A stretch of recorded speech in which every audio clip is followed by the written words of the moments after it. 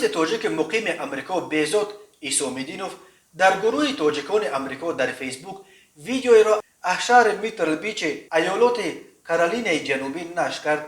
بهزاد ایسامدینوف میگوید در یک محله این شهر واقع در ساحل اقیانوس اتلانتیک اکثر ساکنان را تاجیکان تشکیل میدهند، هم تاجیک‌های ازبکستان و هم تاجیک‌های تاجیکستان.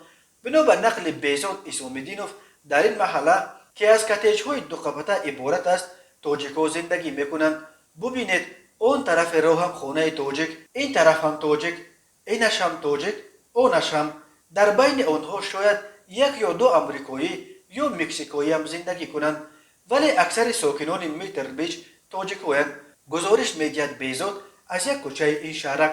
او همین طور وارد یکی از خانه‌های بچه‌های تاجیک می‌شود که در آن سوی اقیانوس هم با اصول تاجیکانه زیب و زینت داده شده است.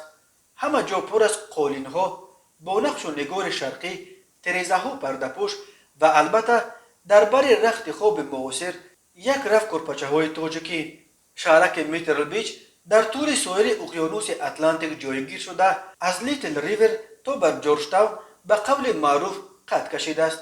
میترل بیچ یکی از آسایشگاه‌های مشهور در این منطقه به شمار می‌رود.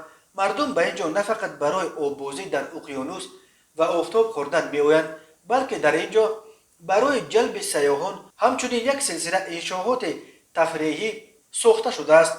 در میترل بیچ همچنین حدود 40 میدان گلف نیز وجود کردند. اکثر تاجیک‌ها در میترل بیچ نیز زندگی خود را از حساب خدمت رسانی به سیاحان برآمدند.